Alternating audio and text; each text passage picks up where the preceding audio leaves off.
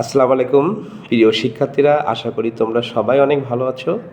তোমরা একই ধরনের প্রশ্ন আমাকে বারবার করো, সেটা হচ্ছে আমি কত সময় পড়লে একটা সুনিশ্চিত চাকরি পেতে পারি। তো আমরা সবাই জানি চাকরির অনেকগুলো ক্যাটাগরি আছে, অর্থাৎ একটা গভর্নমেন্ট চাকরি পেতে হলে অনেক ক্যাটাগরি সার্কুলার হয়। আসলে আমি কী চাকরি পেতে চাই সেটা সবার আগে আমাকে সিলেক্ট করতে হবে। তো আমি ধরি আমি একটা সরকারি দপ্তরের অফিস সহায়ক হতে চাই। তো অফিস সহায়ক হতে হলে তোমাকে নিয়মিত কমপক্ষে 3 ঘন্টা পড়তে হবে 1 বছর। এটা যদি তুমি নিয়মিত পড়তে পারো তাহলে আশা করা যায় তোমাকে দ্বারা এটা সম্ভব। এরপরে ধরো আমি কলেজ বা স্কুলের নিবন্ধন দিয়ে শিক্ষক হতে চাই। তো সেক্ষেত্রে তোমাকে নিয়মিত 5 থেকে 6 ঘন্টা পড়তে হবে কমপক্ষে 1 বছর। যেটা এটা করতে পারো, আশা করা যায় তোমার দ্বারা সম্ভব হবে। এরপরে ধরো আমি প্রাইমারি শিক্ষক হতে চাই।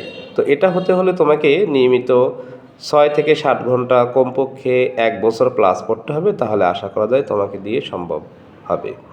এরপরে ধরো আমি বিসিএস ক্যাডার হতে চাই। তো বিসিএস এটা হচ্ছে একটা লং প্রসেসিং।